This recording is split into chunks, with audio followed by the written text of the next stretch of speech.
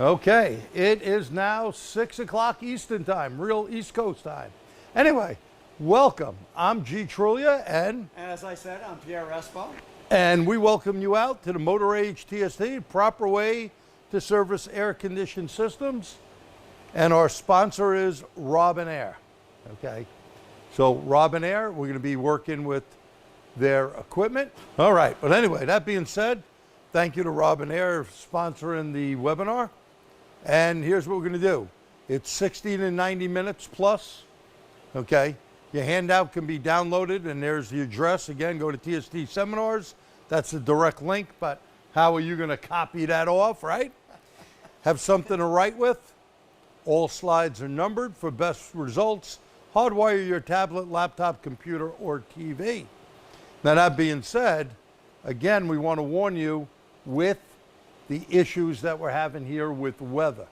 Before, Pierre and I checked everything out, and Doreen, lights were flickering a bit, you know, a little crazy rain going on. We had a couple, one in particular, wicked thunderstorm just came through a little while ago. Cool. So the recording will be available at Motor Age Training account, same place where you signed up, and at tstseminars.org. So, what are we going to cover? We're going to cover checking your equipment. Now, you know, here we're in my shop, but Pierre, you also ran a shop. Absolutely. And what do we usually do with our equipment? Sometimes our bays are full. Well, let's just say we're not always easy on them. You know, I had a gap like this on my garage door. You know, that machine rolls and bang, bang, and all of that stuff. Stuff happens. Yeah, it's the normal way we do business. So you have to check that your scale's accurate. Right, and that's a biggie. So we're going to talk about that. Now here we used to have a lip because I'm in this building from when it's new, but it wasn't so new when we just paved a few months ago. Thank God now we're level going outside, so my machines don't get the banging anymore. But we'll get into that in a second. Understanding the AC system, well, we'll talk about that. You have to understand how the air conditioning system actually works. It's not a block of ice blowing cold air, right? They did do that about 200 years ago. But yes, they did. It's not a block of ice. So hot goes to cold. That's an important principle, right? And we have refrigerant that will make it a lot colder to absorb that heat, right? So we're going to talk about safety. You only get 2 eyeballs. Hands, safety glasses are definitely going to be used. Okay, step-by-step procedure for testing for sealant, identifying the refrigerant, recovering the refrigerant, evacuating and recharging the AC system. Very, very important. We're going to go live on vehicle. We're going to do leak detection. 2 different ways. Now, this unit right here, this is a RobinAir leak detector. It's good for 2791 SAE standard. That is for a very small leak, and 2913. What's the difference with 2791 and 2913? One is actually for 134A, and one is for R1234YF. So 2913 is the later standard. This thing does both of them. And then, if that doesn't work, well, refrigerant is a bigger molecule than nitrogen. So we are using the RobinAir nitrogen setup here. It is really a neat setup. You remove, and we better say this and make sure we all understand this, you have to remove all the refrigerant from the system. Yeah, you have to reclaim the system so there's nothing in it. Right. And then you can let nitrogen out slowly, because if you open it up fast, it's going to blow a lot of oil out. You don't want that, because then you wouldn't know how much oil blew out, right? And it'd make a big mess. You say, oh, put it in a bottle, it'll spray out, slowly remove the nitrogen, correct? And that is going to tell you where a leak is, because nitrogen is the smallest molecule, and it'd be easier to find that leak than any other way. So RobinAir had come out with this device set up here that we're going to show you. And I want to add something there. Yes, 80% of the air we breathe is nitrogen, but this is doing is basically seeing a surplus. it's able to detect the difference between what we're breathing in the air and what's around that leak. Correct. Now, what we got to do, because it's going to take a while to do this, we're going live on vehicle. So Doreen, you got to follow us over. We're going live on the vehicle. And we are going to check sealant first. We're going to put our glasses on. Here you go, Pierre. So I don't know if the camera sees this, but there's a nitrogen tank here with a regulator. That's going to be our test when we get to that point, not right this minute. We've got a leak detector, a sealant leak detector. Yeah, sealant detector. We also have the refrigerant ID machine. So the first thing we're going to do is the sealant detector. So Pierre's... If you don't do a test like this, you could put sealant in your very expensive AC machine and have what Jerry calls a bad day. A very bad day. A very bad day. I would not be happy. This is supposed to hang up like that. I'll turn it around so you can see it. You put this on the high side, and you want to hold the bottom of the pipe so you don't bend it. Especially modern cars use a lot of aluminum tubing. Oh, Jerry, can you move that cart a little bit? There you go. So, aluminum tubing can be fragile. You don't want to just nail the thing on. You're putting it on like that. And push that safety cap over it. You see the black cap on the hose? In case the line pops off, you want to diffuse it. Now, this has a little float in it, which may be hard to see from here. But if it's floating... So there's a flow ball in there. Yeah, and it's a little hard to see this because of the camera angle. Yep. Doreen's trying to come in. Hold it back that way. Could you go in any further with that? No. Well, bottom line is, as long as it keeps floating, there's actually a process that we go through to put a little moisture in this and do this whole test. But we're just showing you how you set it up. If it stays floating, then, as it is here, then Okay, so what Pierre is saying, there's this flow ball. Okay, hold it steady, Pierre. So the ball is up. Put your finger where the ball is. If I can see that. We're on the high side. Yeah, The ball is all the way up top. Yeah, it's all pegged. We would leave this on there for 5 minutes to check if there's any sealant. Now, one of the big things to remember is that people go to parts stores and buy these cans with sealant in it. And if that sealant gets in your expensive machine or any of your equipment, you're going to have a problem. Now, you should leave that on there for about 5 minutes, but due to the sake of time here, we're not going to leave it on there 5 minutes. Because we've already done this, by the way, and we know there's no sealant in this. Right. So we've already done it. In case you couldn't hear what Pierre said, a mic just went down and a spare mic didn't work either. So in case you didn't hear that, we did the whole process before, making sure everything worked. So we're going to take that off, and we're going to go on the low side with the refrigerant identifier. And, of course, everything's always easy to reach, right? Now, we're on a Chevy Volt, and this thing is buried down there. Let me move this out of the way. Lucky Pierre has smaller hands than myself. Okay, it's on. And what he's going to do is, you got it screwed down? Because it says screw it down. Well, I might not have gotten it all the way. Hold on, let me twirl it a little. You let me know when. So what he's doing is getting it on the low side is for refrigerant identification. I think it's all the way down. It's very hard to be sure. Okay. What brand of sealant detector are you using, or does it make a difference? It really doesn't make a difference. There's basically one company that builds a lot of them. I think it's all the way down. Okay. It's very hard for me to be sure. We're going to test, and testing, I'm going to just cover. You'll have to figure out which one it is.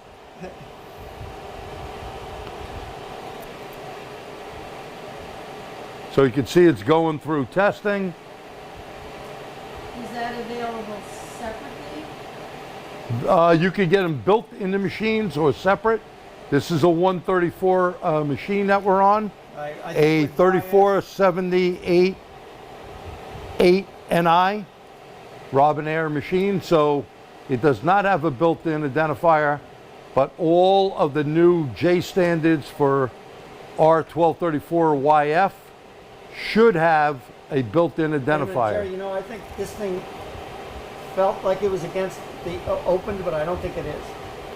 Then we're going to get a bad reading and have to And have to do it again. Okay, very hard. By the way, I'm doing this on like 2 fingertips because it's hard to reach. scream. Okay. You got to yell. Can you hear that?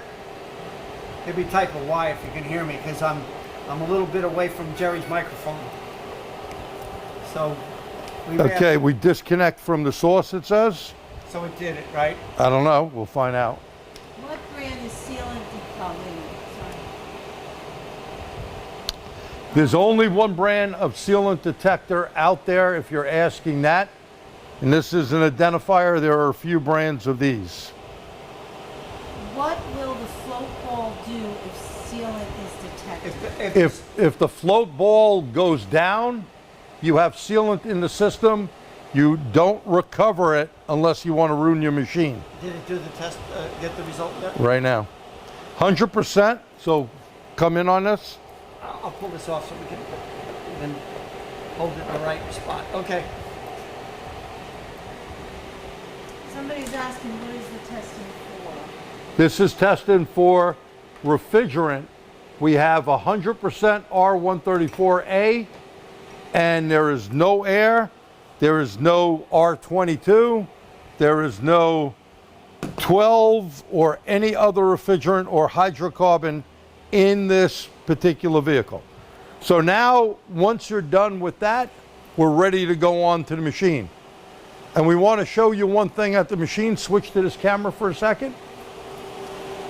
When we did this before, you could see we recovered 0.75 kilograms.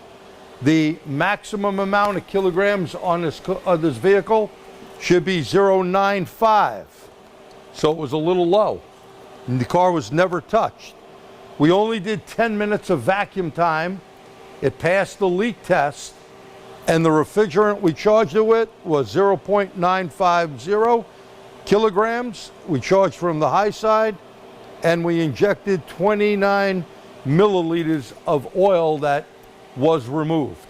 Okay? Always look at your bottle. Doreen, can you come down on the bottle? Always look at your bottle. Here we're starting with nothing, but before we came up with that amount, and that's what was injected in. Now, this again is a 134 machine, right? On a 134 machine, you could inject oil in. 1234YF, you cannot inject oil in from the machine. And by the way, we put special oil in here because the label actually tells you, do not use a PAG oil, use a special POE oil. And that's what we're using here.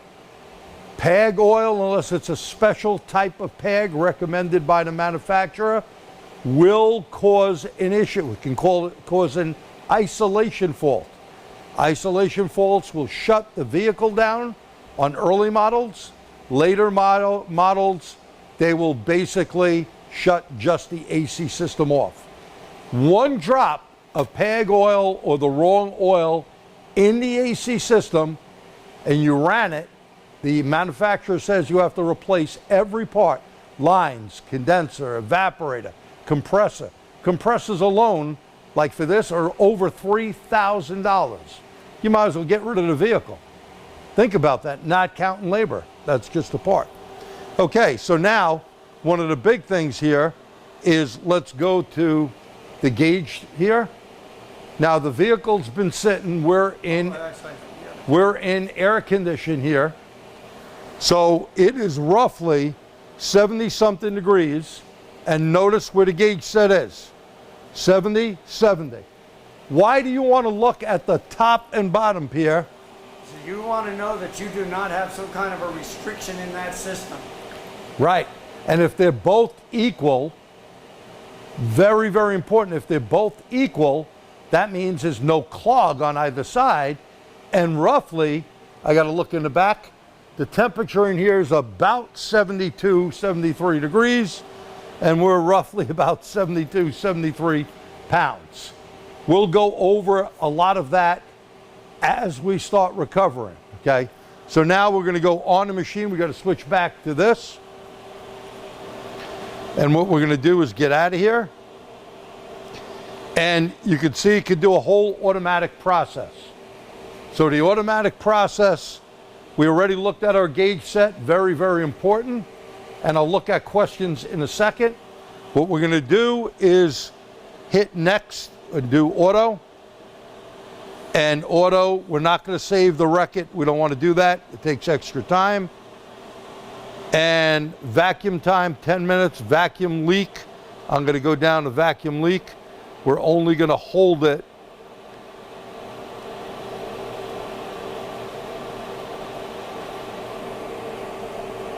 And while he's doing that, you know, normally in real life, not when we're just kind of showing you everything, you know, you'd want to have a vacuum leak test that is sufficient to make sure that you can capture a really small leak. I personally, I know that a lot of people use less, but I personally like 45 minutes because that's a really good long test to make sure that you don't have any leakage. And one good thing about this particular air conditioning setup, it has a very high CFM pump. All new machines have higher pumps. Years back, it would always be minimal of 45 minutes. If you have a very good vacuum pump, 30 should be like really minimal.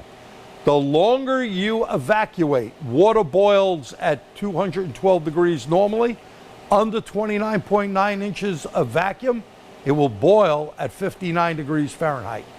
So think about that.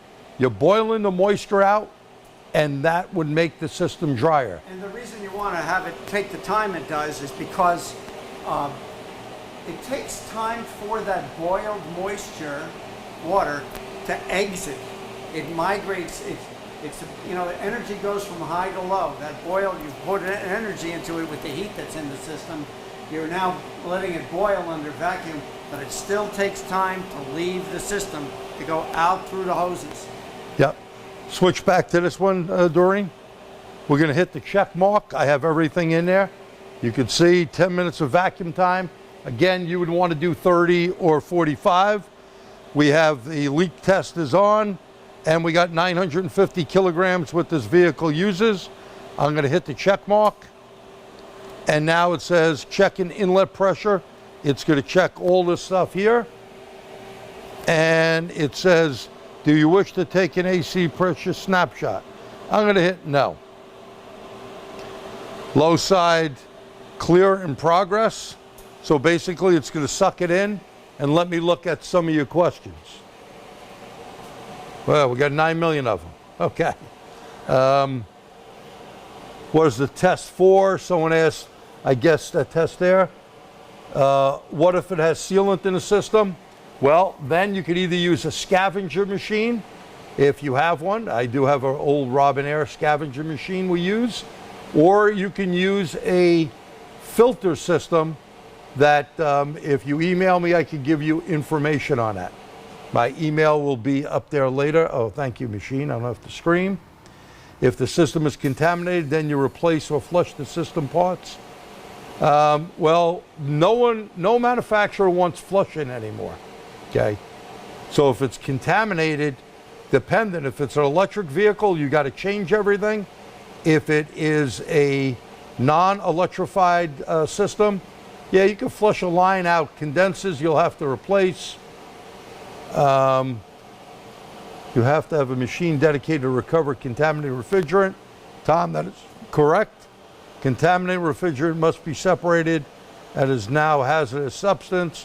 Well, you can go to your EPA, and there is here, not far from us, over in Rockland County, there is a reclamation center that you take in contaminated or mixed refrigerants. By the way, I was doing an air conditioning class with my buddy Swede up in the Buffalo area, and basically we had a and I can't say the name of the company, but a big company that delivers stuff. We had their particular setup, had 22, 12, and some other refrigerants besides air in the system.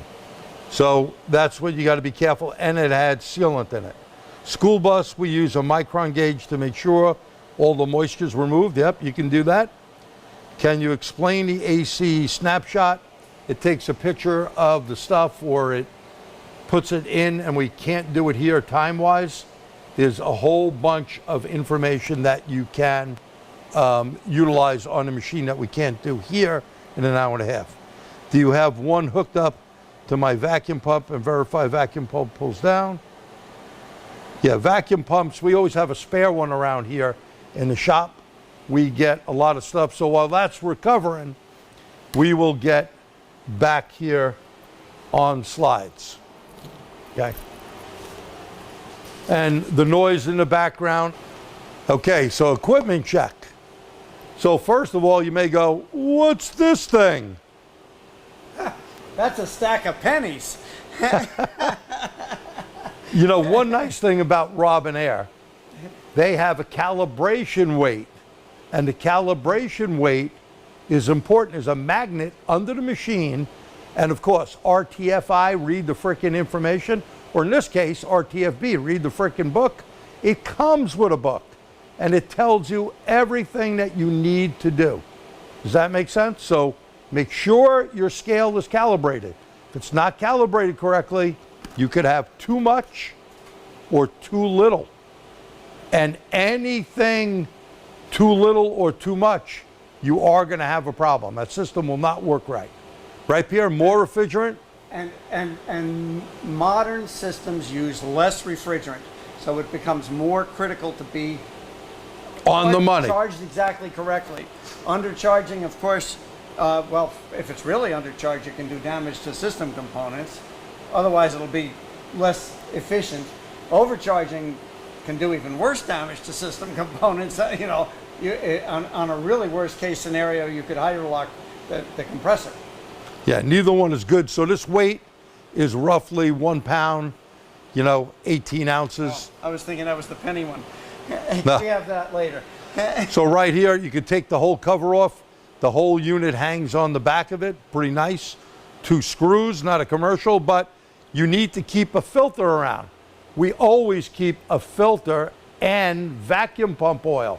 If you don't change that vacuum pump oil, it's going to warn you, it'll shut the machine down. So keep around some spare stuff, and there's a better view of the filter right there. So that's checking your machine. Now, for you guys that don't have a weight, you lost it, someone threw it out, well, you can get 33 pennies.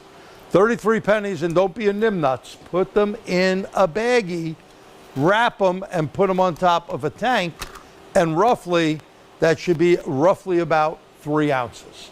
So if you had 10 pounds, 3 ounces in your tank, okay, your virgin tank, you put it on, you better have 10 pounds, 6 ounces, right?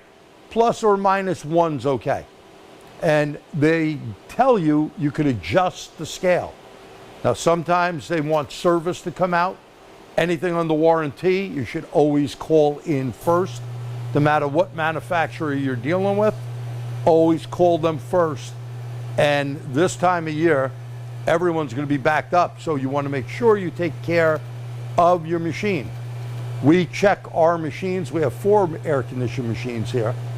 We check hoses. Every couple of years, you're going to need hoses. The couplers, sometimes the couplers go bad, right? And lines become loose. Any lines that you just screw on by hand that have the serrated part on it. The knurled. The knurled, that's it. Yeah, those things come loose. They do. To me constantly. Now, don't take a pair of pliers and over tighten it, because you're going to mess the seal up. And by the way, if they leak after you do tighten them, they need a new little O-ring seal. You bet. Or you need a whole new hose. One or the other. So, vacuum pump oil, keep that around, right?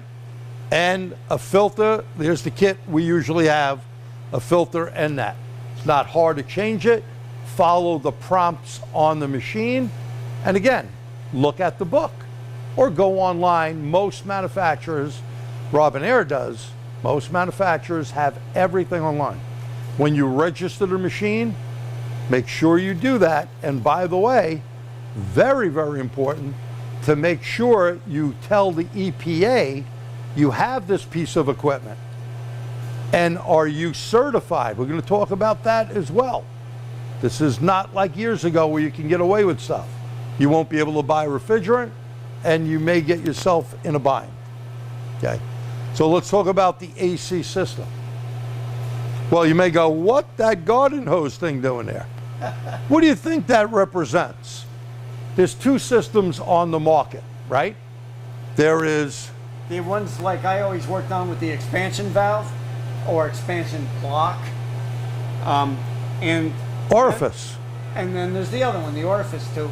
That's right. Now there is a big difference. We'll go through it. So you start with the compressor, and what comes out of a compressor is a high pressure gas.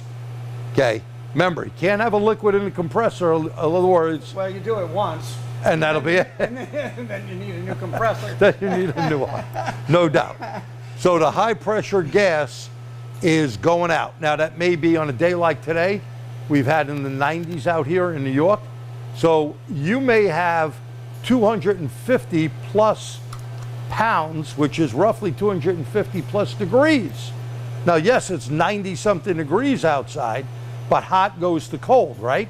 The transfer of the heat from that high pressure gas will turn it into a liquid, just like a pot of boiling water. That's right, and that's why they call that device a condenser. Ah. It's going to condense into Look a at that. liquid. These things all have names for A reason. exactly the right reason. And then we go into a receiver dryer. Now, question for you all out there, and maybe Pierre, see if you could turn that thing towards us.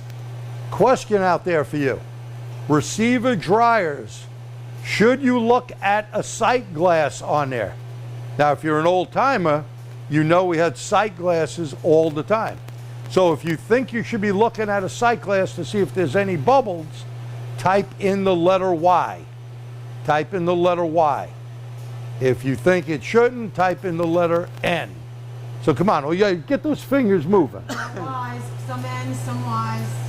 There you go. Okay, so all you Y guys, sorry, but you're wrong. It used to be the way we did it, by the way. Way back in the dinosaur ages. When In R12. And R12, right. But once we got to 134A, That wasn't a... we don't do that. Now, hey, I charged systems up years back with an old 30-pound container, and you feel the line, and you're looking at the gauge, you're going in the low side. Low side's the suction side. You looked at the bubbles, no bubbles, you were good. Can't do that anymore. That's why we went over the equipment. That's right. Put the exact amount in there, right? That's why there's a sticker under the hood. If the car's, say, been in an accident and there's no sticker under the hood, then what you have to do is look it up in your service information. Correct. So in the receiver dryer, a high pressure liquid goes in, goes through a desiccant, comes out and goes into the expansion valve. Now here's the change from high pressure liquid to low pressure liquid. Just like a garden hose spray nozzle here, if it's very warm, that nozzle is going to be all the way squeezed open. So a lot of liquid's going to come through. So if you squeeze it all the way down, that would mean the thermobulb in the expansion valve is seeing all the way open. And that would spray liquid refrigerant into the evaporator. The hot air from the vehicle hot goes to cold, will go and boil the refrigerant in the evaporator, okay? When it boils the refrigerant in the evaporator, it turns into a vapor, and the vapor goes into the suction side, the low side of the compressor, and then gets squeezed. That's what a compressor does. Compresses it, squeezes it like squeeze your hands together, and you create heat, don't you? That's exactly right. So I want to reiterate this. You know, wind chill in the wintertime on your skin? Same idea inside the evaporator. It evaporating, it's getting chilled, it's getting cold, and you're blowing air over that cold surface that's the outside of that thing. And, oh, sorry, Jerry's giving me the mic since I'm... I got a bigger mouth. Usually it's me that's the loud mouth. You clip that on you. So anyway, So we- yeah, that's what happens. we always go over these basics, even though, you know, almost everybody in the industry knows it, because if you don't pay attention to the basics, that's where mistakes are made. Correct. Now, one of the things we'll be speaking about as well, you need to see water dripping under the vehicle because it's going to be pulling moisture out, right? Hot goes to cold. Now, let's go over to this system, the accumulator, a little bit different.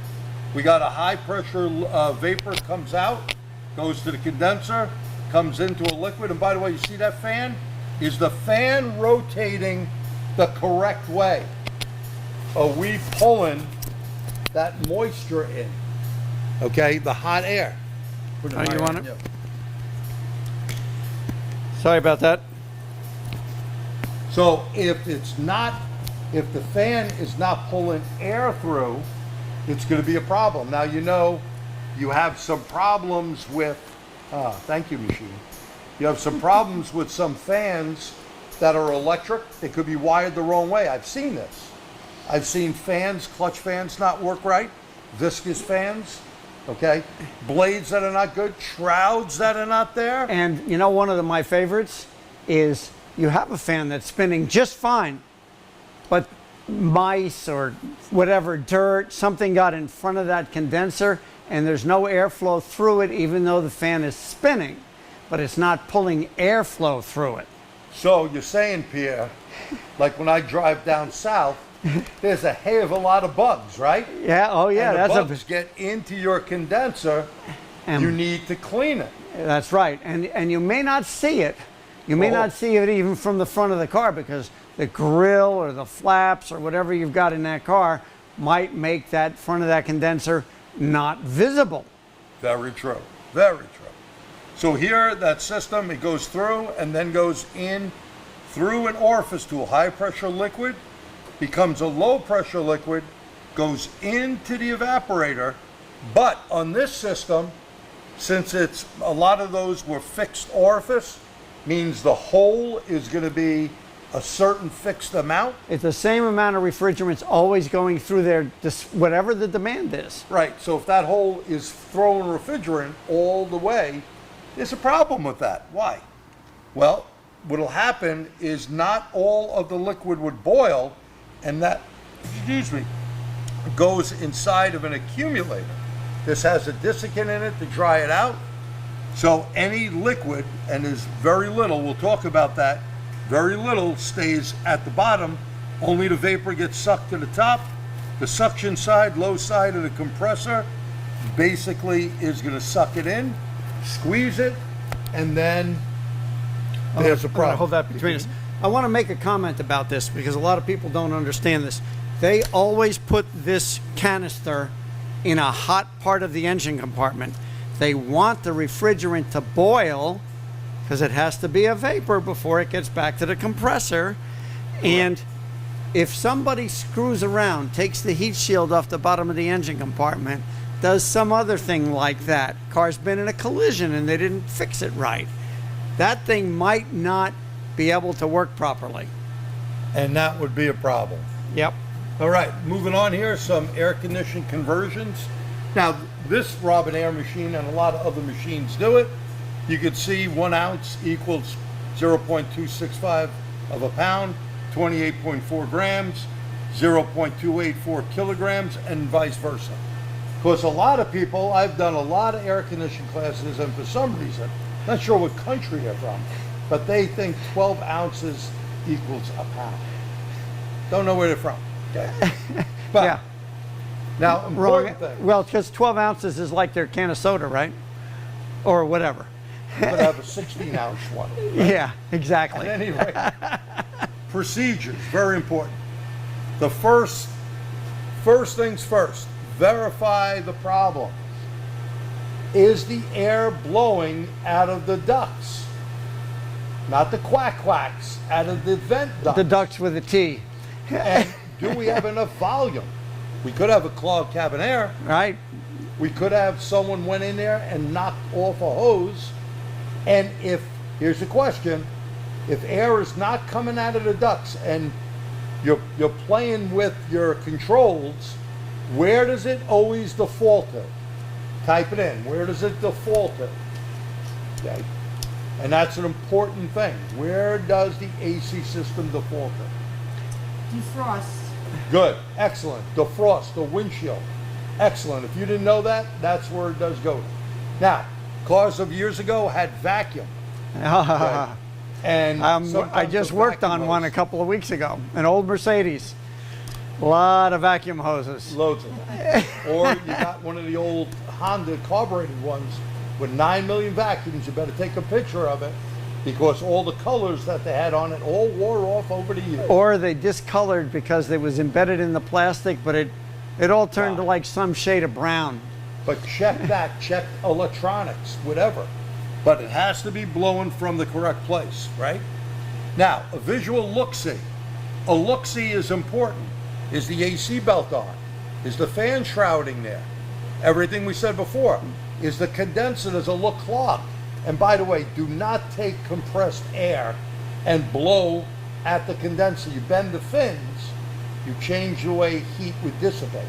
And then, by the way, if you even did that incorrectly, if you blew the air from the outside of the condenser because you can't see the inside, it's up against the radiator, you could also drive the dirt in and physically damage the structure of the condenser. And what's behind it? A radiator. A radiator, yeah. More problem. Oops. And by the way, here's the other thing to remember. If the coolant system on the vehicle, not air conditioned, the engine coolant system is not working right, you have an ECT that is actually saying the car or the engine is hot, you may probably not get air conditioning, correct? It might not even turn it on. Not It might say, supposed to. oh, we're overheating. No AC. No we can't AC. put more heat into the system. Time for you to sweat and smell smelly, right? Okay. So AC belt, is it there? Fans blowing both in and out correctly? We said check the duct temperature outside and inside of the vehicle. What do you mean by that, Pierre? What do you mean this outside, inside? Well, for one thing, the system can only do a certain amount of temperature drop. For another thing, modern systems are looking at outside air temperature. I'm going to add an anecdote here. BMW I'm a BMW guy, right? BMW for years BMW. put their BMW. outside air temperature in a duct very close to the bottom of the bumper or on a piece of plastic. People would drive into a parking curb, they would rip the whole thing off the car. Won't work too swift. And what I found, what it came to me, was the wire was dragging on the ground with no sensor left on it anymore. You know, they wiped it out. Now, open circuit showed up as 40 below zero to the computer. Do you think that computer's going to turn on air conditioning at 40 below? Nope. Nobody home. Now, also, if the wires are shorted and it thinks it's 300 That's degrees, the opposite problem. it ain't going on either because it has to protect that engine, correct? So make sure you even connect a scan tool because if you checked all the basics, remember, most important tools, your brain, your eyes, your ears, your nose, your hands, you need to use them, right? And you may see something, feel something, smell something, all very, very important, right? So the outside to the inside temperature, what should be the difference? How much difference should we have? Outside to inside. Type it in there.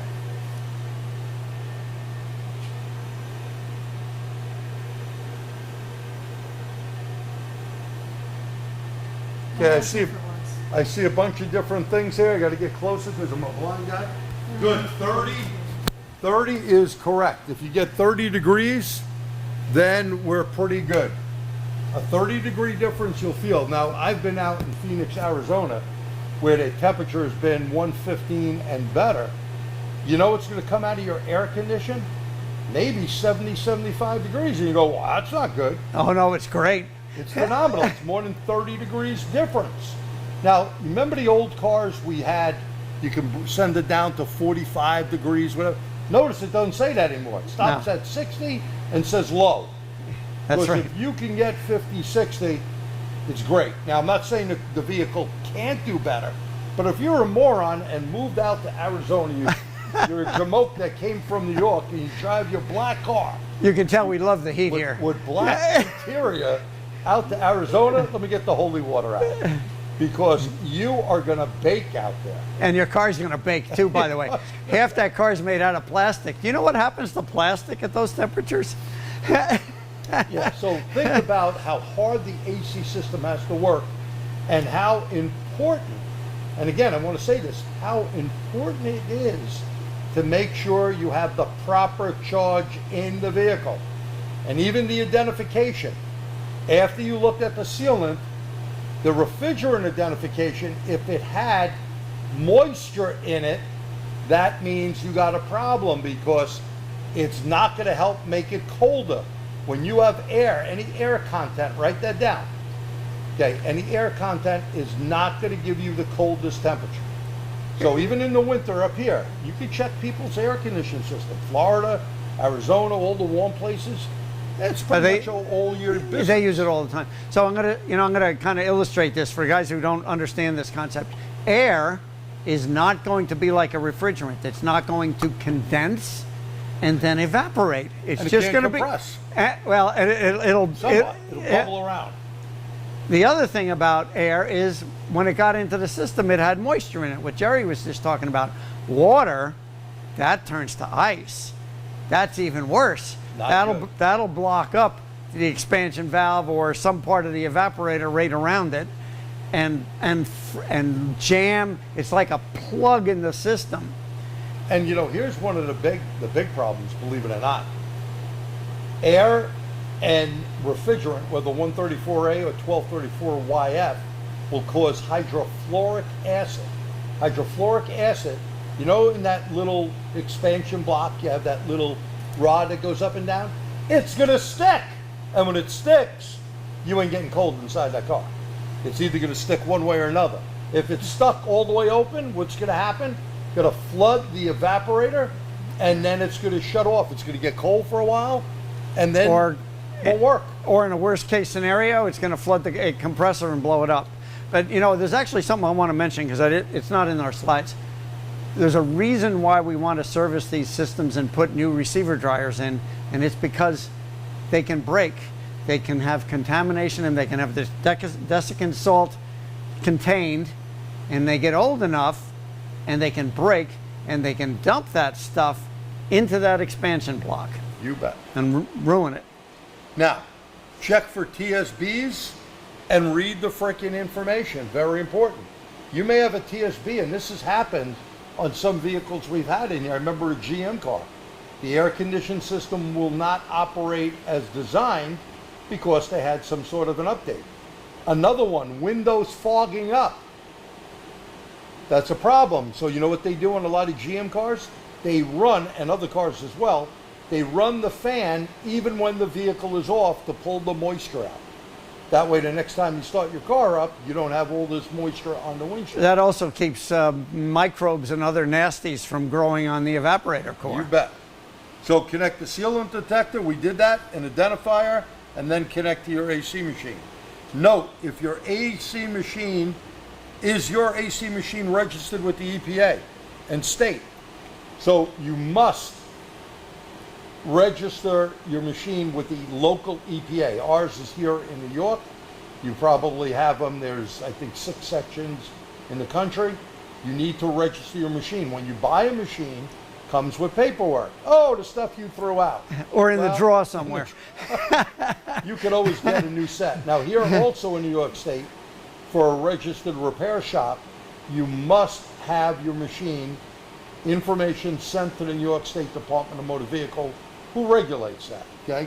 Now the other thing, are you 609 certified?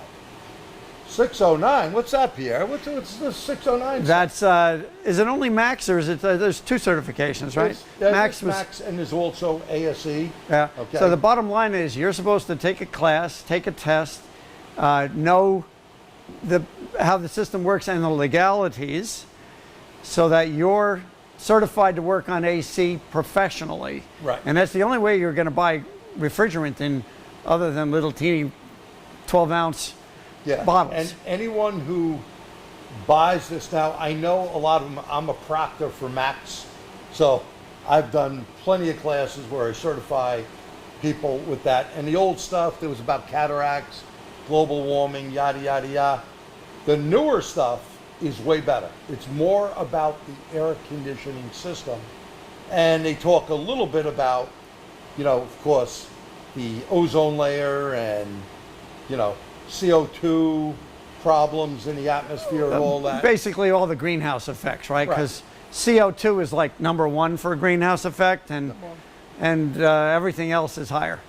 But if not, so a question asked, this comes from Max, the Mobile Air Climate System Association now, not Mobile Air Conditioning Society. They had to change their name to Mobile Air Climate System Association. Okay, so here's a question always asked, right? Do technicians already that have a 609 certification need to certify? If a technician was certified anytime since 91, there's no requirement for recertification, okay? Their credentials are good for life. However, in 2015, 609 certification program was updated to include training for working on 1234YF. That's what I just mentioned, that it's really good info. If a technician plans to service our 1234YF vehicles, it is strongly recommended that they recertify. Now again, I just did with my buddy Swede, we did a whole crew on heavy duty. Okay, some of the guys did, oh, it's gonna be crappy. I go, whoa. Dude, you didn't see this. This has totally been redone. There's gonna be things in here, and I threw questions out before they took the test, and they go, oh, I'm not sure about that. Go, oh, but you need to know that if you want a cold AC system. Climate stuff, I don't know. I don't know if I believe half the stuff, but I'm no scientist, nothing to do with EPA or anything like that. My job as a technician / mechanic is to get that vehicle cold. Otherwise, the customer and reliably cold, right? You don't want to make it cold and next week it's empty again or whatever. You bet. Okay, and by the way, our machine is still going. You see there, it's in vacuum time. Doreen just switched over. So we said it's going to take time, so we're yakking over here, right? We're giving you information. So safety is everything. Always use goggles, clear or yellow, to protect your eyes. Use the yellow goggles to view dye. Step 2, make sure you check the AC sealant every time. Okay, don't take it for granted. Even the new tanks we get. Okay, I just put a new tank on that machine, and I checked it for sealant. Be careful, because you have to make sure you're in gas. Don't do it upside down in liquid, right? Oh, that'll be bad. And you can check it also for the refrigerant itself. And is it pure? I used to go to BJ's and what's the other place? Costco, Costco. Sam's. And they thought I was nuts. I'd bring in my identifier to go, what the hell is that? I said, before I pay for these, I'm checking these bottles. And they looked at me, what are you, nuts? And you know what? I found a couple of bottles that were bad and showed them the difference. Even though it may have a name on that bottle, don't take it for granted that that bottle is good. Remember, third world countries, you could buy a fake Rolex, you can buy a fake anything. And think about these companies. They're so big, they have gigantic suppliers supplying them. You think they can totally lock down their whole supply chain? No. Nah. No. And I had friends that lived over in China. There are knockoff BMWs that are not really BMW, and that's true. Okay. And a lot of other things. Yes. Okay, so the effects of sealant. Look at this. Look at this. That is sealant all gummed up. Look at that compressor setup. Look at that orifice tube. Look at the hose here. Totally clogged up. Okay. All these components messed up because of sealant. And us Americans, right? Oh, if one can is good, I'm going to put 2 or 3. Oh yeah, because more is better, right? It's just like So I had the oil burner guy over the other day, and he's like, should I put stop leak in my antifreeze / coolant? I go, yeah, if you want a problem, sure. You're going to clog something up on that ram, and when your mechanic takes out that heater core, and you get this huge bill because it clogged up from silly ass sealant that don't really work, not a good idea, right? Not a good idea. Besides that, why did it need sealant? Because Got there a was leak. something wrong with it. Something's wrong. That's Hey, right. Aren't we in the business to diagnose and repair vehicles? You know, that's what I do. Yeah, me too. Okay, let's get into some AC facts. First fact, 2791 and a 2913 we mentioned sensitivity to R12, 134, and 1234 YF refrigerants detects leaks down to 0.1 ounce or 3 grams a year. So this detector is certified for both 2791, that is the old standard for R12 and R134A, and also 2913 standard is what you need for R1234YF. Do not work on a vehicle without owning one of these. Why?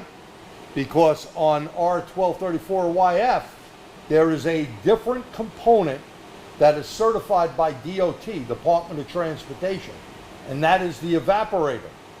There is mandatory vacuum hold, there's mandatory how much refrigerant goes in the car to test the low side, put the air, go into the floor duct, put your 2913 leak detector there, and in 5 minutes, if it doesn't go off, you're good. If it goes off, you got a problem. Actually, you don't have a problem. Your customer has a problem. It's going to be expensive. You have a bill to write. Next thing, can you use nitrogen to check for leaks with no refrigerant in the system or use soapy water? Well, soapy water and even the great stuff from Tech, the tire guys that we use, the foam and bubble stuff is amazing. Not good enough for these. Not Plus, good enough. You think got of a how little much. leak. Think of how much of this system is hidden anyway. You know, In big time. how are you going to spray soapy water around the middle of an evaporator core? And every vehicle does come with dye in it right from the factory. But do you have the right spectrum light? If you have the wrong spectrum light, you're not going to find the dye. And like Pierre said, and this has happened to me, right in this very shop. You're looking for dye, you don't find it because it could be in the evaporator. It could be where you don't suspect it, a line with a little leak buried somewhere. And yeah, and even in the engine compartment, how many of those hoses can you actually see? Nowadays, ooh, it's a cluster, right? It's a cluster. So the answer would be use the RobinAir Trace Gas Service Kit. Soapy water is not really helpful when it comes to small leaks. So pick up that other doohickey there. And this is part of what we use with nitrogen. This is a special detector. Let me put it on. And this is basically, it has to warm up just like the other machine, but it is going to find a nitrogen leak. Now, again, I want to remind you, all refrigerant must be removed from the AC system. You never recover the nitrogen into the air-conditioned machine. Not a good idea. You slowly, once the nitrogen is in there a while, you slowly remove the nitrogen by opening the hose up. We will show you that just in a little bit. Now, you see this beeping? Doesn't mean there's a problem. And one nice thing is, I'm going to blow into the end. You notice nothing happened. Now, some of those other old detectors that you may have had, you hear me blowing? Okay. Now, it just said I had bad breath, but didn't go up there. We'll show you that this thing comes up with a bar graph, or you change the sensitivity. This is auto mode, and by the way, you can change the level of sensitivity to high, low, medium, or high.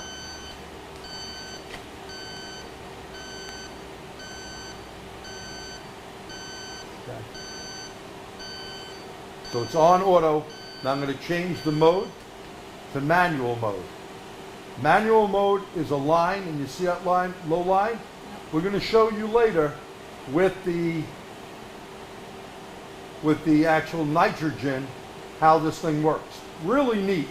Nice setup, works off 4 batteries. We'll shut it off so we don't kill the batteries. And that works well. And again, not a commercial, okay? This is helpful stuff, it works. You know, years back, I always had nitrogen tank. I always checked the air conditioning system with that big nitrogen bottle I used to have. Because nitrogen does not put moisture in. It's a smaller molecule, smaller than everything else, well, just about everything out there, and definitely smaller than refrigerant. So it's more out to leak. Technically, hydrogen and helium would be smaller, but you know, hydrogen, you know, might blow up. Hindenburg. And that's a misconception, actually. It was the doping on the outside of it that blew up.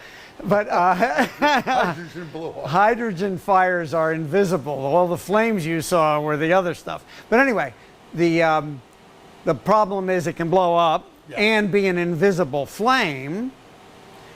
And helium's just expensive. Yes. Why would you float around? Have a party for kids with balloons, right? That's it. Anyway, this is an important fact here. 1 psi of AC pressure roughly equals 1 degree. Now, did you notice when we first came on, we showed you the gauges on the machine, right? And what did we do with those gauges? We said, let's look at the high side and the low side, and they should be About what the ambient temperature is in Fahrenheit. in Fahrenheit. And by the way, the caveat there is you can't have just cooked the car and have it be way hotter than the outside temperature. It's got to be at the same temperature. yeah. It's a baseline. If your customer just drove in, you can't put the gauges on and expect them to be equal to the ambient temperature. Remember, they got to be equal.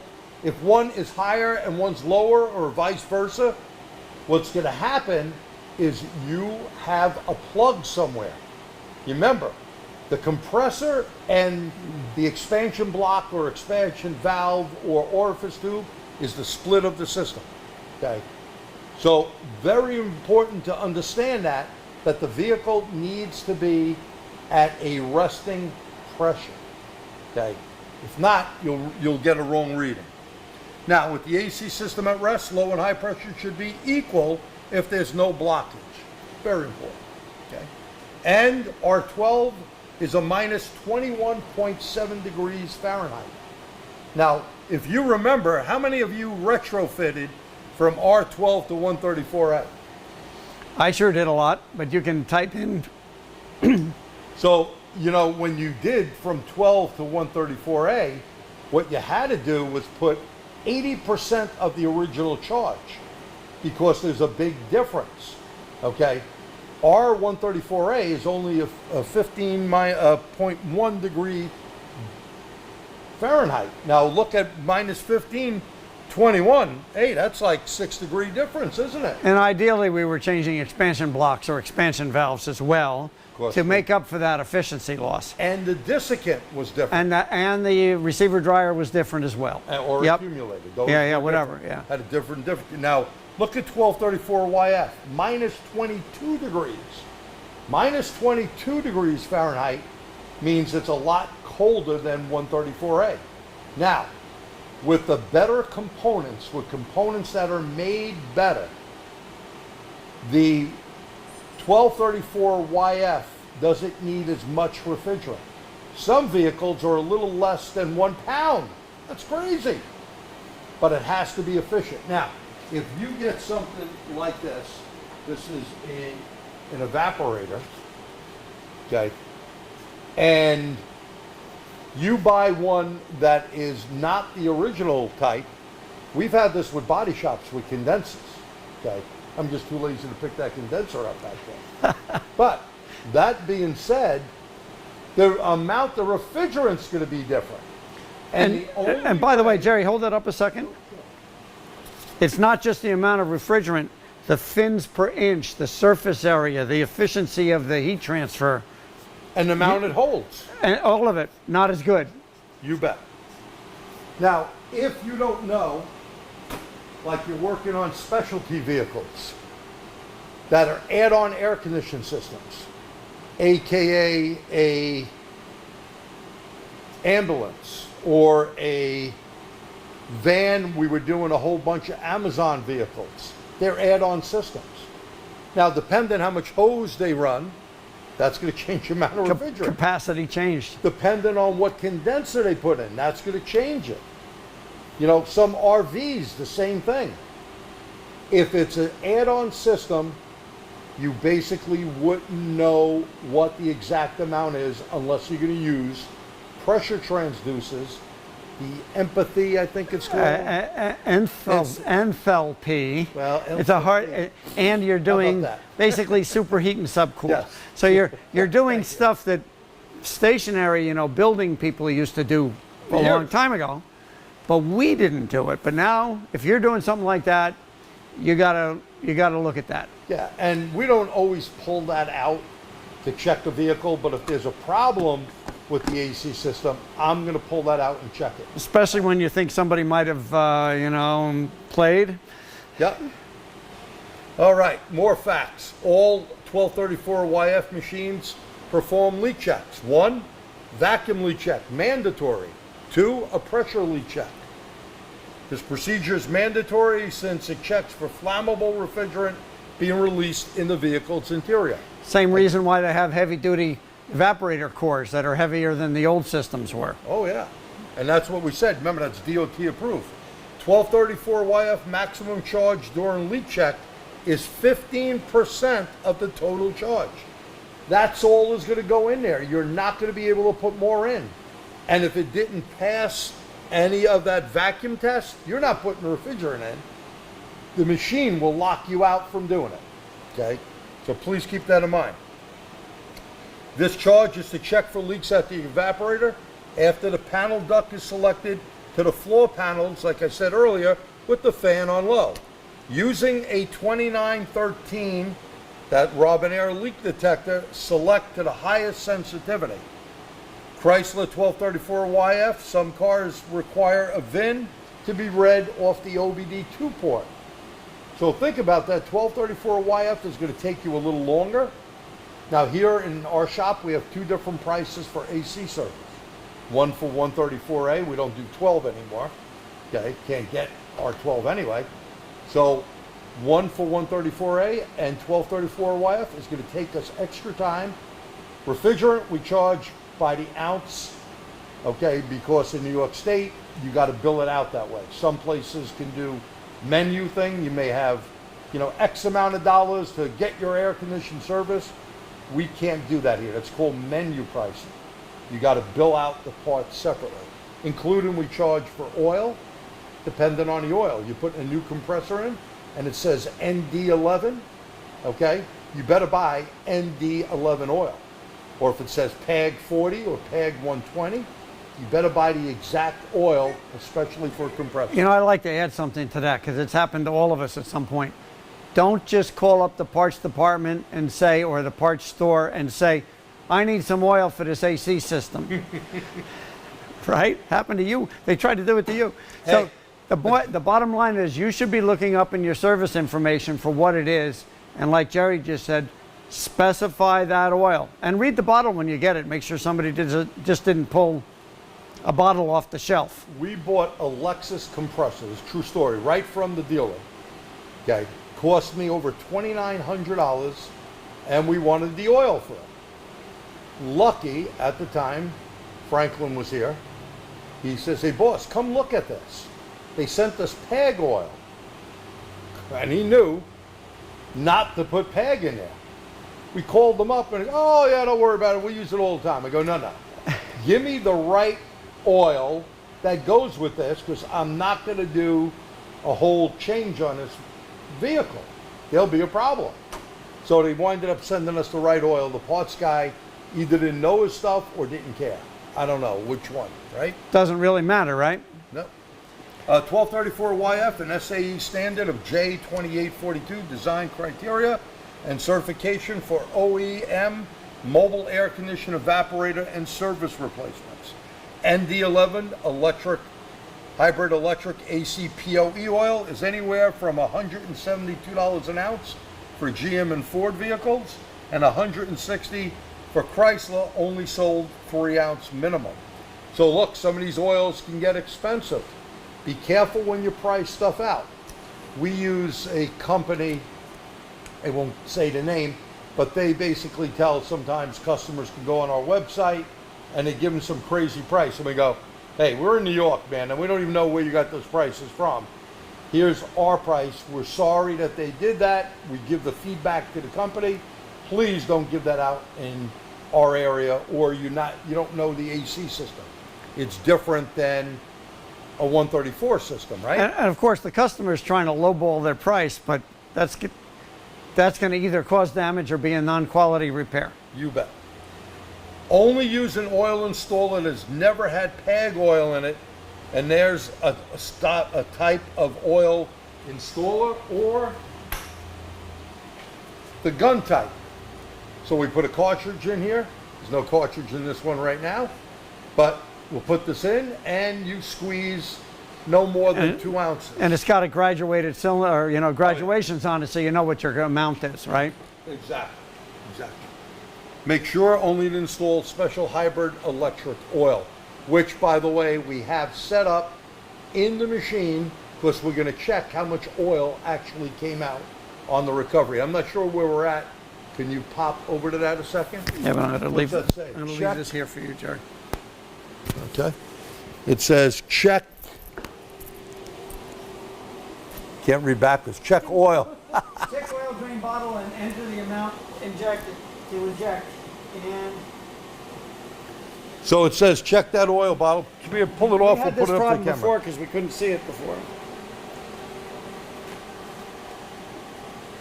It's just under a half an ounce. Yeah, it's real low. Hard to see on, even in real life, but on camera maybe even harder to see, but it's about there. So we're going to put that information into the machine. We're going to put that bottle on. I do like how they made this bottle go on and off. It's really a lot easier. And by the way, this refrigerant oil, do not put with your waste oil. It could become a hot load. We have a special bottle that gets a different manifest. We save the oil that comes out of the air conditioning machine. So right now it says drain amount, how much it came out. So we're going to have to change that to ounces.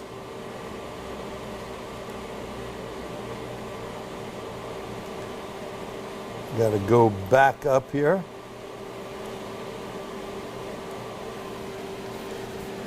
That's the inject amount. I want to go up.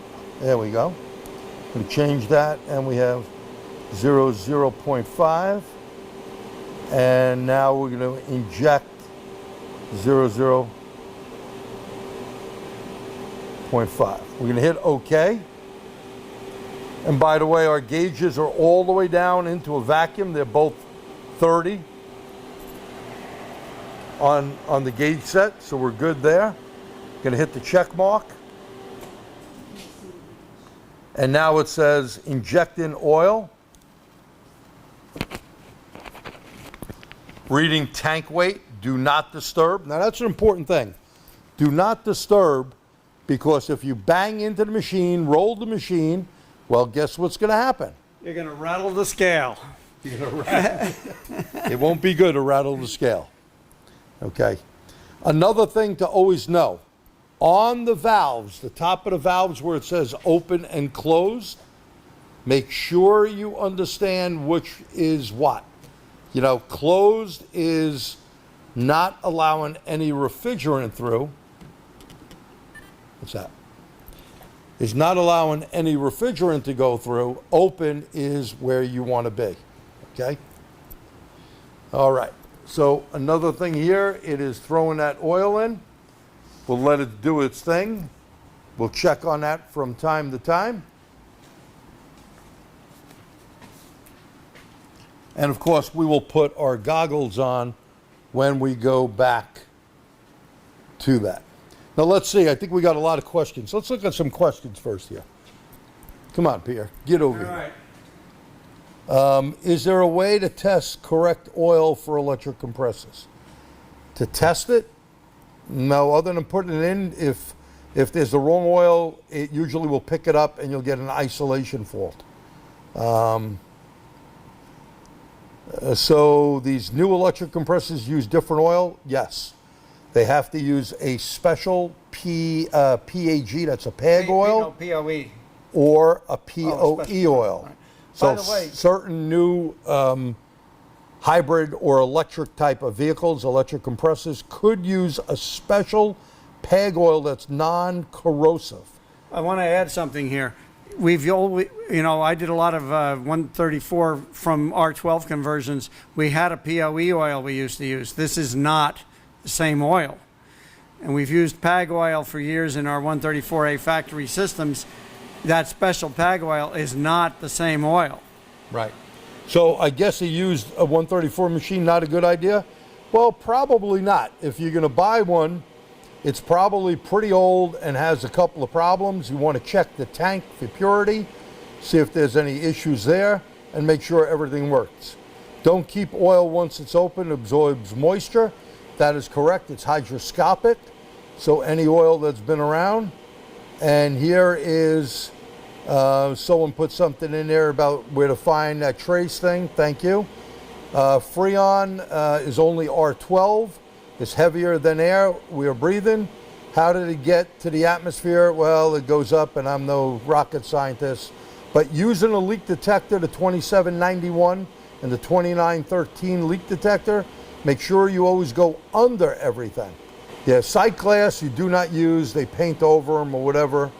So that's good. Even if they're clear, the problem is you might see what you think are bubbles or streaks and think you need to add more refrigerant, and you'll have an inaccurate charge.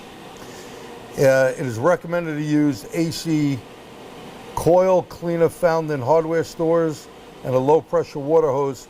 Well, you got to be real careful putting anything on that could be corrosive. If you're using a hose, you never want to face the hose right towards the fins. You want to go from the top to the bottom, like wash it out. What we do is use a vacuum with a brush, and a soft brush goes down and try to suck out most of the bugs that go in there. I'm going to add something there because I've seen it on these wonderful cars I work on. It's not just the condenser or the front of the radiator for that matter.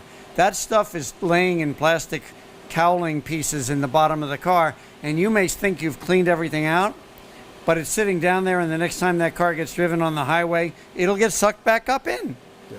Got to clean everything. And someone there that's working on electric buses, first of all, always use what the manufacturer says, and if you got to add any oil, you add a special POE hybrid oil. But once changing a component, you need good measuring cups. I buy new ones every year, plastic. We have a metal, like turkey baster type of thing. We suck the oil up to make sure what the right amount is, no problem. There's no converting from 134A to 1234YF for now. First of all, why do that? It's so damn expensive. Possibly down the road, but again, according to Max, right now, nothing. Okay, so he had an AC system that blew cold when the engine accelerated. How do you diagnose that?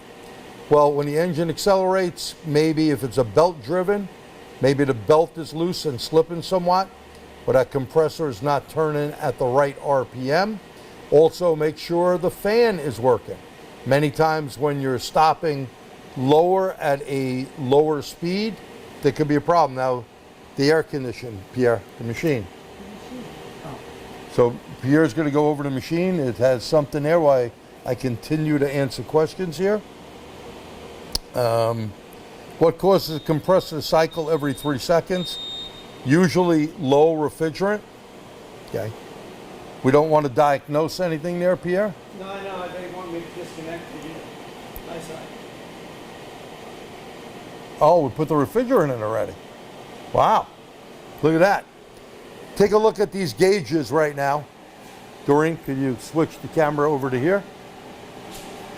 So what we're looking at is we are roughly about 70 and 70 equal with a full charge, and it's about 70 degrees in here. These air conditions kick butt in the shop, which is kind of nice. Okay, so Pierre's going to continue to see what it says on the screen, and we're going to take it from there.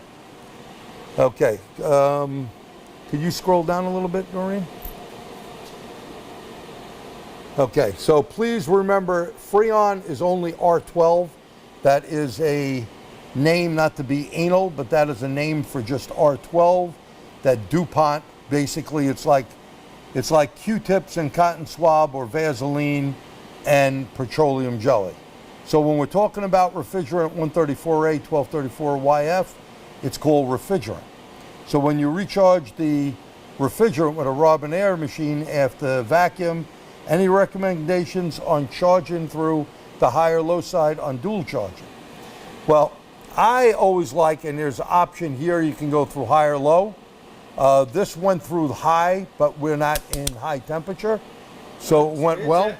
By the way, it's asking if, this is really a webinar question for Jerry. It's asking me to run the car, but I think you had decided we didn't want to do that for this, right? Well, now we could. Okay. Now we could. So I'll start the vehicle up. Here, Pierre, say something. Yep. While I'm starting it up. It's going to run. So just so you know, because we're probably got the camera in 7 directions, we've disconnect or closed the valve, so we have the high side's not connected, and now we're running the car with the low side connected, which will suck any refrigerant that's part of the charge, but measured part of the charge, but not necessarily in the car yet, and we're sucking it into the car, and we're looking for a minimum, as low as we can go on the low side, basically on the gauges. And it says equalizing hoses, but basically what it's doing is it's taking the charge from the high side hose, from the whole AC machine, and so now it's saying disconnect the coupler, and we're good.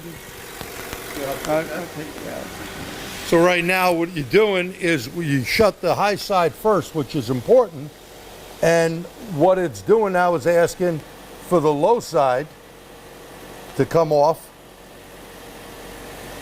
And that's important. We already had put oil in. This one is a 134 machine. It did put the oil in earlier, okay? Otherwise, we would have to inject the oil in.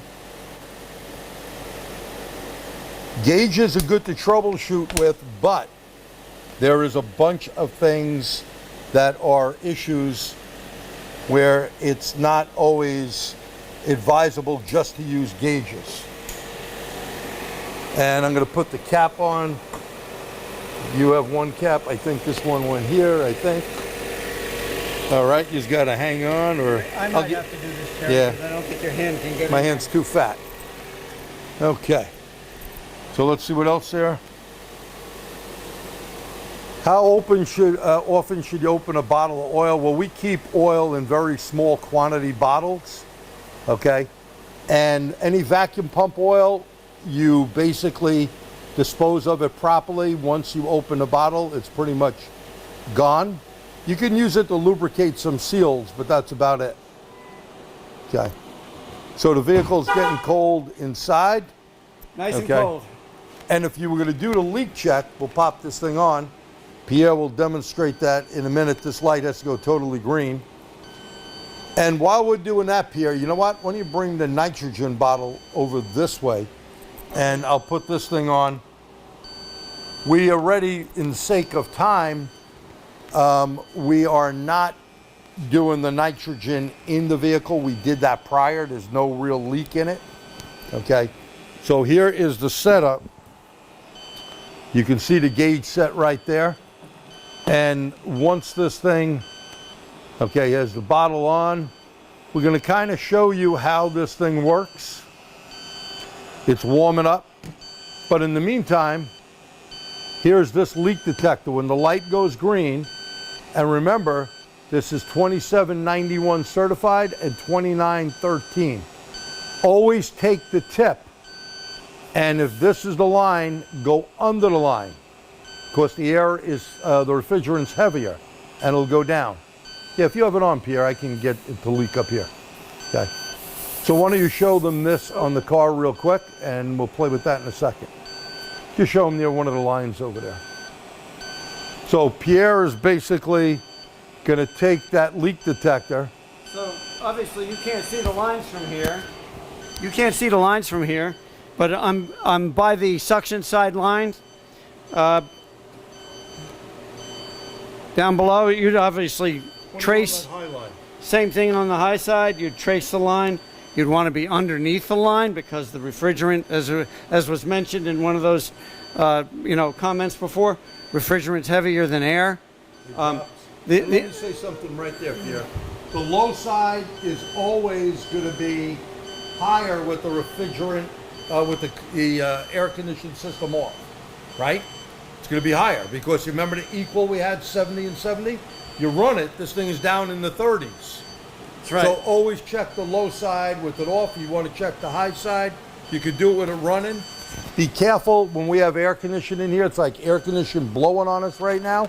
Be careful, that can change the sensitivity of your unit. When we get real problem vehicles, we basically shut the AC off in the bay, make sure we have no fans blowing, and then go through. So watch what we're going to do here. You can shut that one off, Pierre. And we're going to take this. We're going to simulate a leak, and I want to show you something. I'm going to put the sensitivity on high, and I'm going to make a leak. Pierre, you got to hold this thing. You can shut this thing off. Okay. So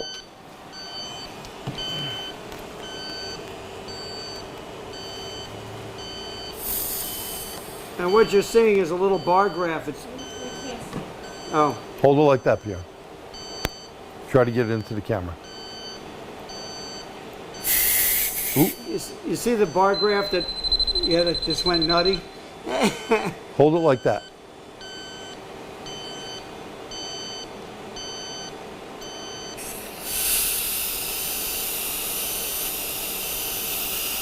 Now, when it's on auto like this, it's not as sensitive. You could hear it going off, but watch, when I switch modes, I like this mode a lot better. So now look at the line. Yeah, there you go, there you go. Look at that. For a second. There you right go. there. That red line that's going across the bottom. And what you'll see is it'll jump up, indicating that you went by a leak. And of course, if you did go by a leak and it jumped up, what you have to do is backtrack till you find the actual leak.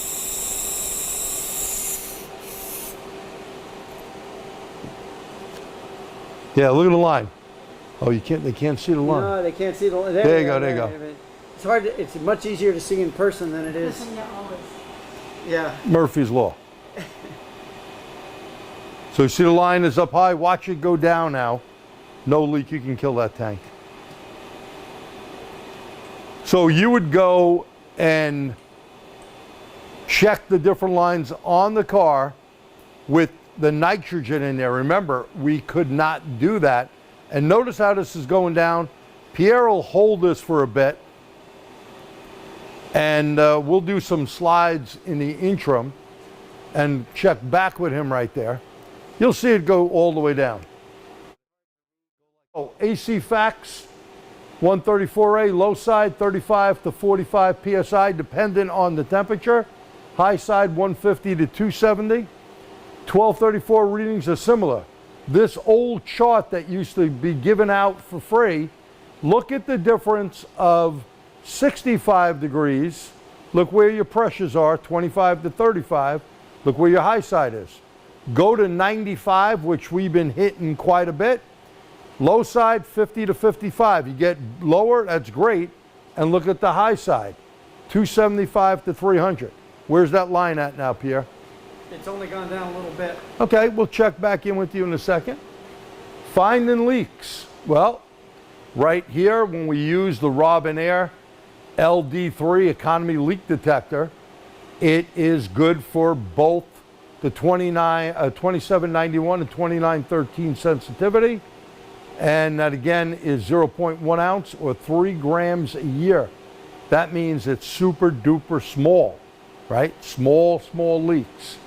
Now, when you're using the RobinAir tracer kit, here's what would happen on that bar graph, okay? It would go up until you got a big leak.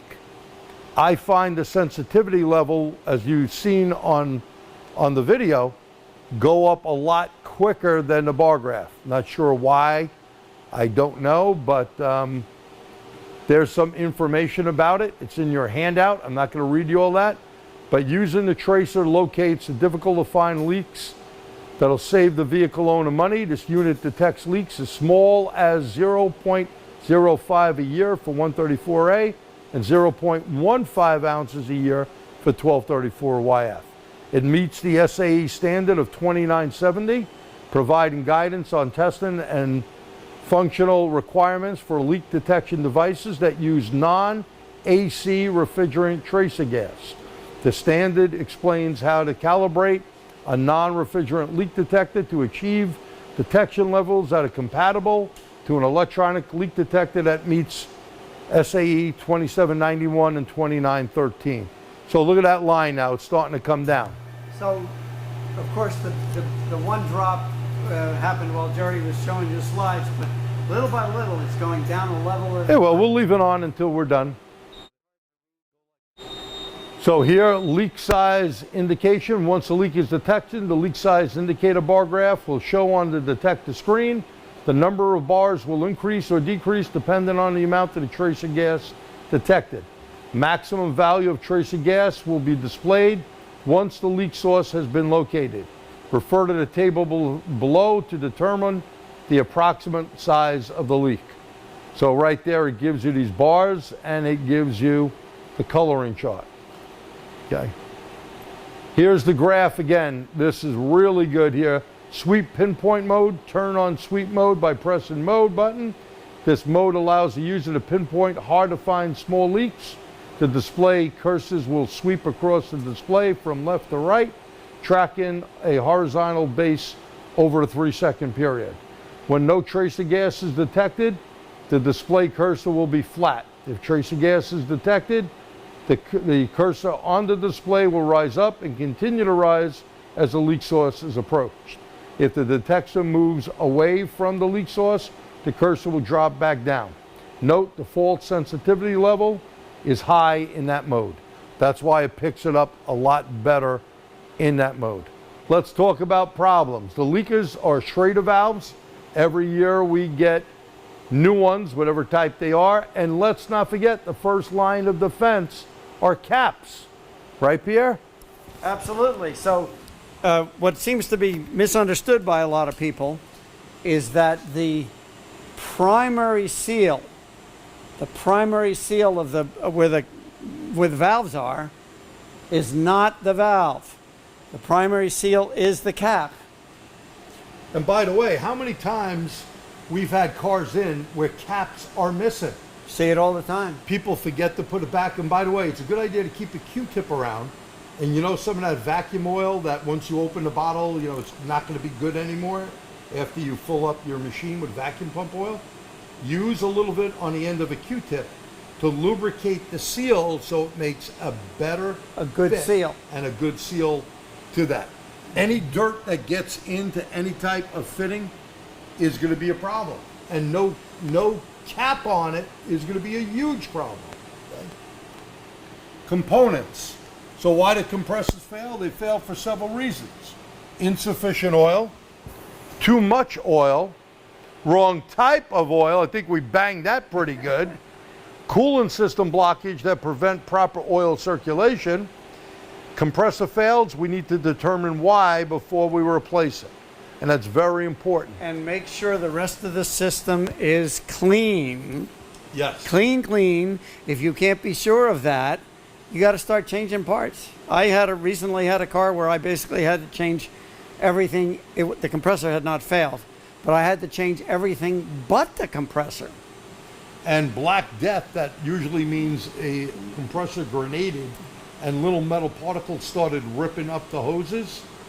When you have that issue, you're going to need to clean those hoses out. You're going to have to open it up, and you should put little filter screens in that'll probably have to tell the customer you have to come back a few times because that stuff is very hard.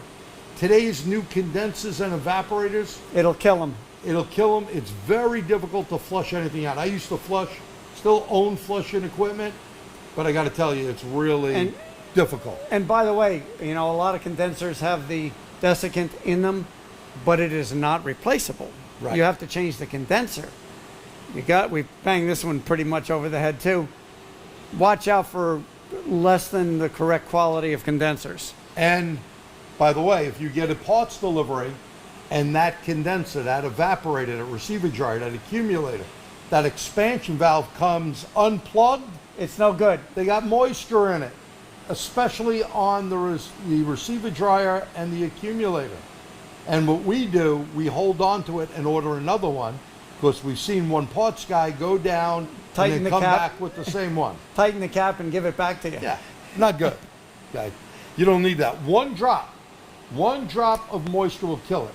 Now I want you to take a look at this. Compressors sometimes are confusing. This is a short little video that I want you to watch. This to the high side and the low side, and always hold your hand under it. And we're going to look at this.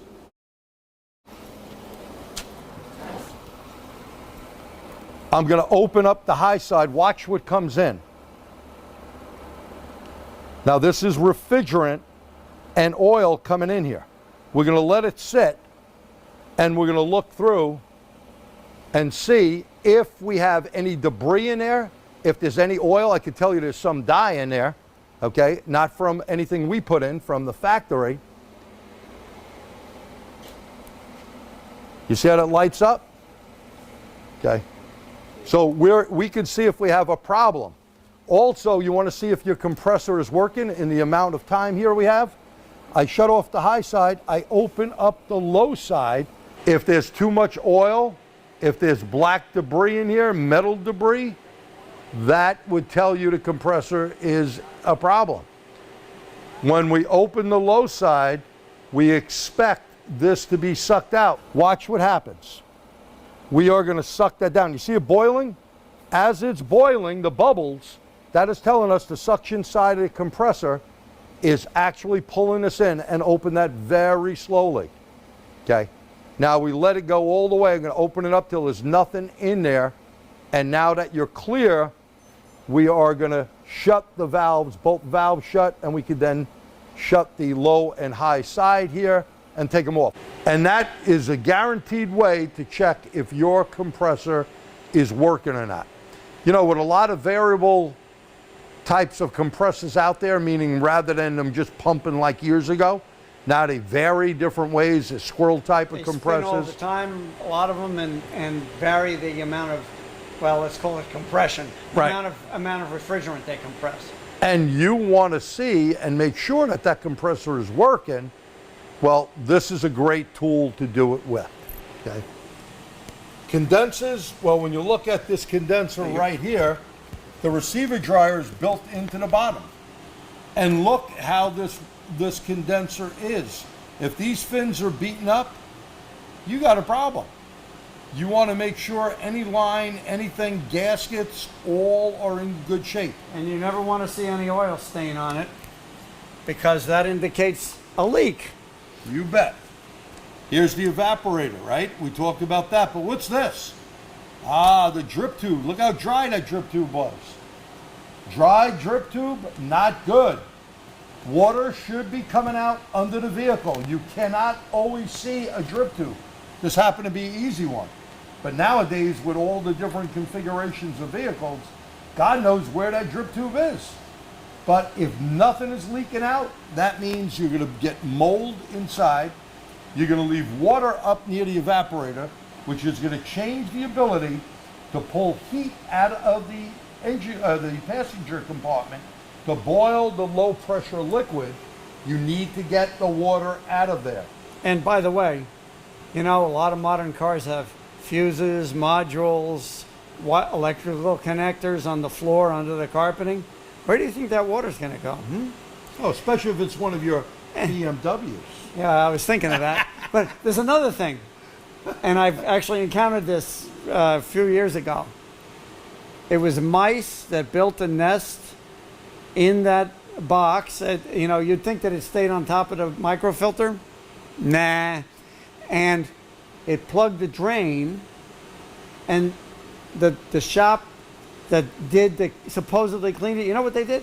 They went into the car with an air hose and they blew it out, and it worked for a week because they didn't remove the stuff that was in the heater box or the evaporator box. And be very careful sticking anything up there. First of all, spiders, wasps, and hornets love going up in these hoses. So be careful. If you put something sharp up there, you may just poke a hole through one of these in a mud dauber's nest. Yes. And they're not going to be happy. Oh, no. They're not going to be happy at all. Dryers. The purpose of the dryer assembly is to house the desiccant bag, which removes all the moisture from the system. Any moisture that's not removed will have a tendency to freeze. And these are the different types of receiver dryers, including the one you unscrew the bottom on that condenser right down here and pull it out and put a new one in. If you're lucky enough to have one that can be changed like that. Unlike my BMW, where it's part of the condenser assembly. Well, this one is. Yeah. This one. I mean, you can't change it separately. Okay. You have to change the whole condenser. So the accumulator, a fixed or variable orifice tube system, a small amount of liquid refrigerant leaves the evaporator. We mentioned this before. So basically this here, the top of it is vapor, the bottom is where liquid sits down and doesn't get picked up. So this is known as a flooded system. Normally less than 10% liquid stays in that. You may notice when you go to change or work on an AC system that this thing sometimes is frozen, okay? And there's a whole process leaving the hood up, making sure, and be careful if you're using a heat gun or anything to heat it up, don't melt anything around it like wires, right? Or vacuum hoses. Expansion valve, the older type of valve or the block. And you see this right here, that little pin in there? This is exactly what will clog up. This is a thermobob, that's a thermo tube, but this right in there, when you have air in the system, will cause hydrofluoric acid, and that rod will not go up and down. And it's stuck in the middle, stuck closed, no coolant. He called it acid, right? It doesn't just attack the valve. It attacks pretty much every component in that system. You bet. And it will do it from the inside out. That was why I had to change all those parts really in that car I was talking about. Yeah. They were all corroded. So the valve has a sensing bulb or capillary. Opening the valve more increases refrigerant flow to the evaporator, increasing coolant. The fixed orifice tube setup is different than this expansion valve. Fixed means that little tube right there is only going to flow so much. These clog up quite a bit. They need to be serviced every time you open the AC system. You need to replace it. But don't replace it with this type or any of these in here. You see this one with the thermobob, and we only buy these now. A lot of the OEs, that's the only way they come. This will be a variable orifice tube. So this will get bigger or smaller based on the refrigerant temperature, which is really neat, okay? Now, IHX, internal heat exchanger. The IHX internal heat exchange system has been utilized in stationary air conditioning for many years. Also been used on 134A in a Toyota Sienna and now used on all 1234YF. The IHX has a job of transferring even more heat out of the liquid refrigerant. It's called subcoolant. It is below condensation temperature. So you've all seen these lines. You go, hey, how come we got another line on top of that line? Well, that's low pressure vapor cooling down the high pressure liquid, and that is called subcoolant before it does any more. This is why we can use less refrigerant. It's a lot better. And for you guys that work on start-stop vehicles, almost everyone, it has an injector system, And the ejector, Denso has applied ejector technology to truck refrigeration units and household CO2 heat pump water heaters. Previously, the conventional ejector was not small enough to be installed in vehicle AC systems. Denso overcame the challenge with its new air-conditioned system by integrating the injector into the evaporator right here on the side where the refrigerant flows. The ejector recovers expansion energy that was previously lost in the expansion valve and converts it into a pressure energy. This reduces the compressor workload and helps reduce the air condition overall power consumption. It's used on start-stop vehicles, and that's almost every vehicle that's out there, right? Using that to save fuel. We went over to the vehicle, so here's a little case study before we let you go. Here are my buddy Swede. He got this truck that came into his shop up in Tonawanda, right near Buffalo, and the complaint was on his 14 Silverado. No, it wasn't the condenser, because condensers have problems on these. It wasn't that. AC not coming on. Preliminary checks. Is there refrigerant in the system? Fuses, relays, and a visual. Everything checked out pretty good. Unfortunately, preliminary checks led us into a deeper dive. Electrical. We need to get the wiring, and getting at the wiring, that means getting under the dash. Well, that's a nasty job, isn't it? You know, one of the things that helped me, I bought that creeper because my back would kill me when I'm bending over the sill. We got that creeper, man, that goes right in there. Now I feel human working under there. My back's killing me just thinking about that. I can't see anything anymore. They laugh. Where's my glasses? Where's my magnifying glass? Thank God for your phone, right? I blow things up. That's my glasses, right? So yes, it was a wiring problem, performed the repair, but that didn't fix it completely. So look at some of the corrosion and stuff here, okay? There was a problem with wiring. He fixes that. Look at this, wasn't totally fixed. The RTFI. If you didn't do this final step, you'd be chasing your tail. And what it says, a TSB 2014 Silverado, okay, it says, do not operate any AC controls while the control module is calibrated.